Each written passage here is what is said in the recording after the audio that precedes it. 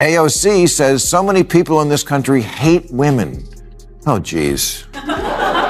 Even the guy at the party who pulls out a guitar is like, way to ruin the fun. You don't really love America if you hate half the people in it.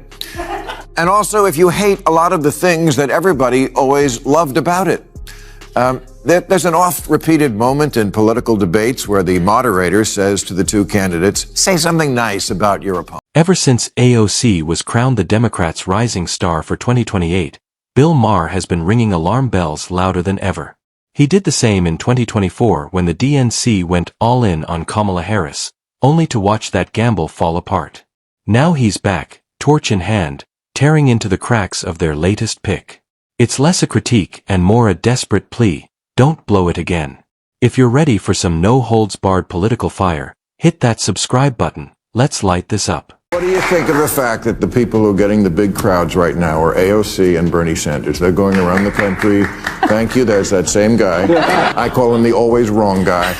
Okay, but I feel like, big crowds, again, the shiny object that the Democrats chase. It's not about the big crowds that come out to you when you're talking in a festival or wherever they are.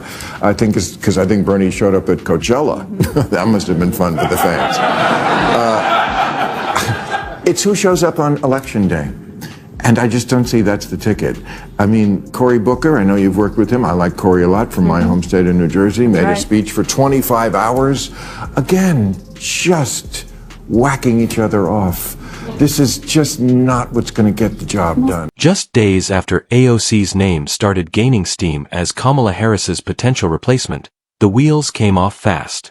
Instead of rising to the moment, AOC's been torching her own credibility with every baffling media appearance. From outrageous economic takes to head-scratching policy rants, she's raising more eyebrows than confidence. And if this is the Democrats' big hope for 2028, they might want to slam that reset button, because the more she speaks, the more voters are wondering, is this really the best they've got? Low because everyone has two jobs. Unemployment is low because people are working 60, 70, 80 hours a week and can barely feed their kids.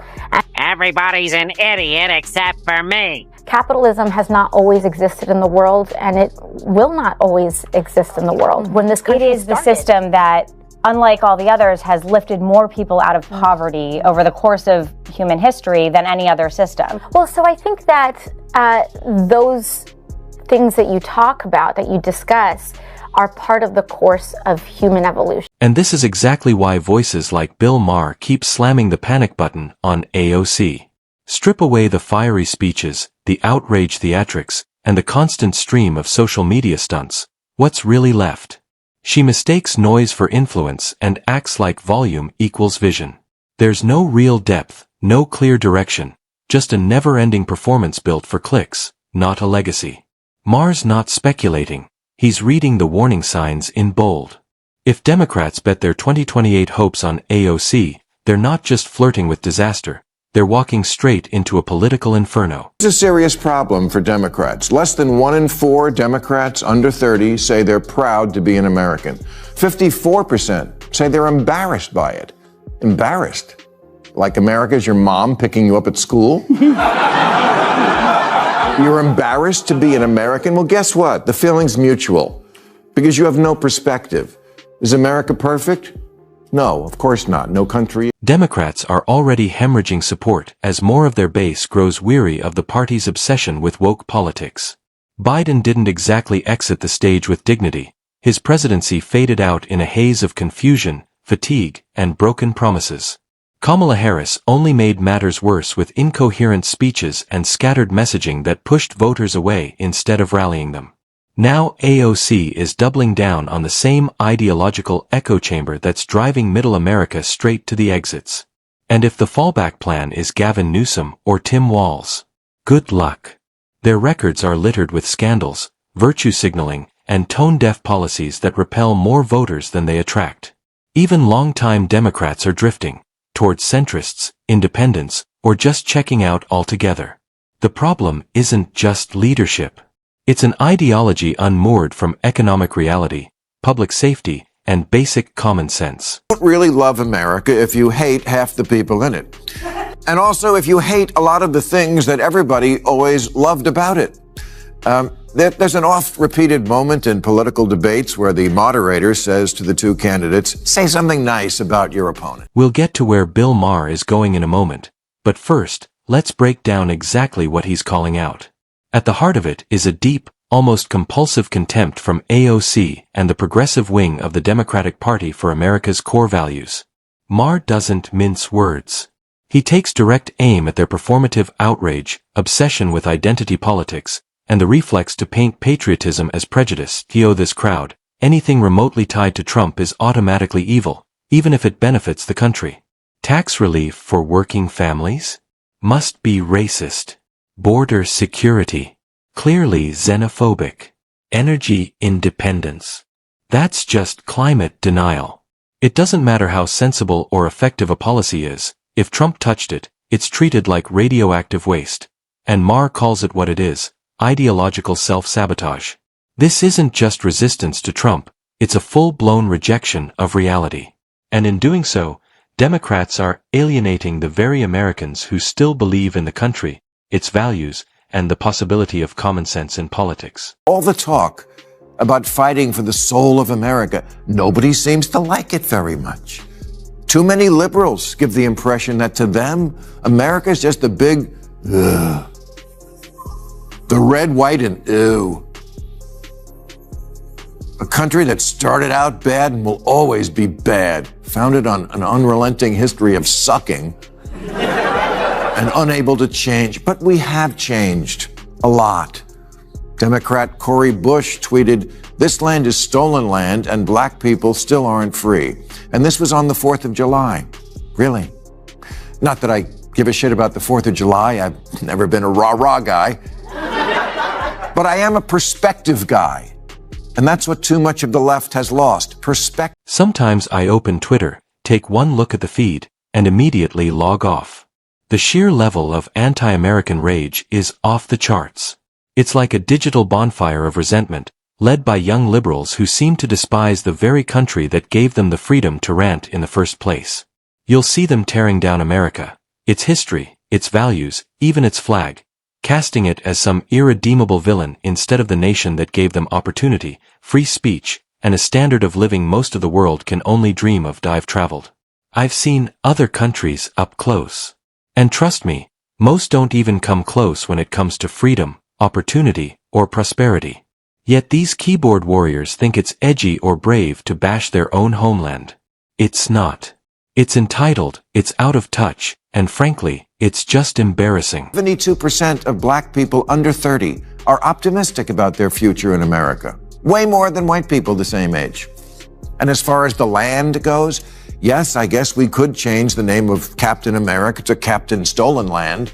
But honestly, to all the people who start every public event now with one of those land acknowledgements where they say, "I'm standing on land that was stolen from the proud indigenous people of the Chumash tribe," I say either give it back or shut up. Then there's the performative activism and shameless pandering from AOC.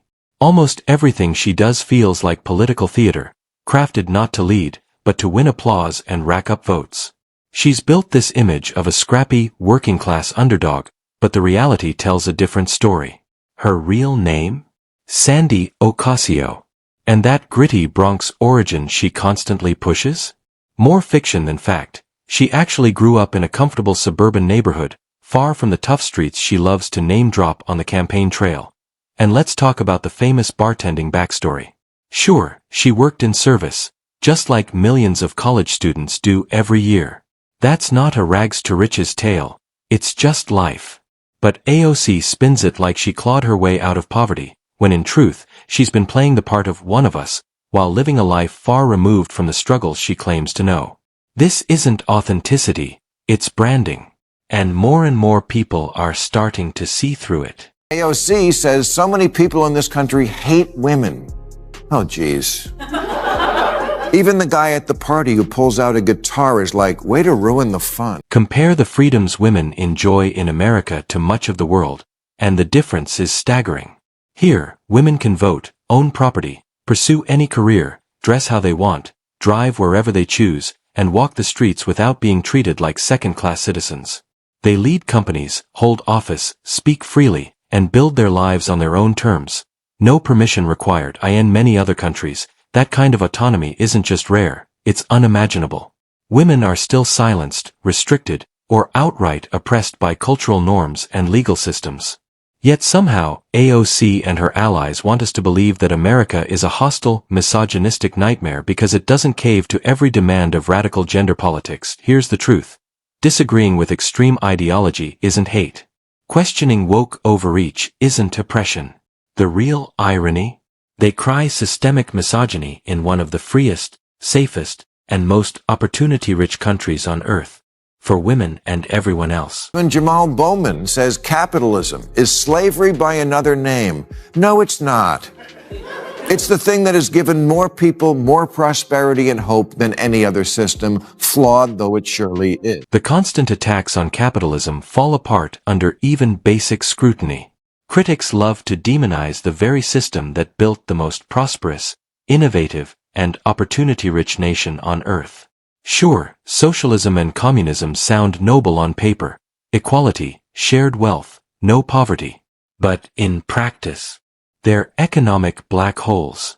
History is littered with countries that chased those ideals, only to collapse under bloated bureaucracies, stifled innovation, and crushed ambition. Just look at Venezuela, Cuba, or the former Soviet Union, resource-rich nations brimming with potential, now reduced to cautionary tales.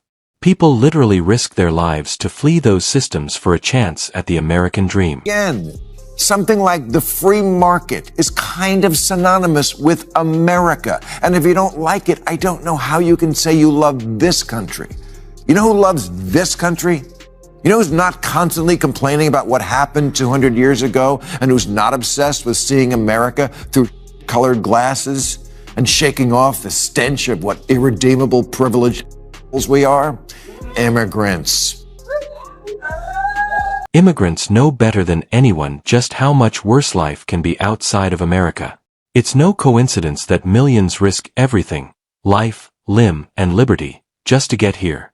They cross scorching deserts, brave dangerous waters, and endure brutal conditions, not for handouts, but for a shot at freedom, dignity, and opportunity. If America were truly the dystopian nightmare AOC and her ideological allies make it out to be, then why are people across the globe still willing to fight tooth and nail to get in? The answer is simple. Because even with its flaws, America is still a beacon.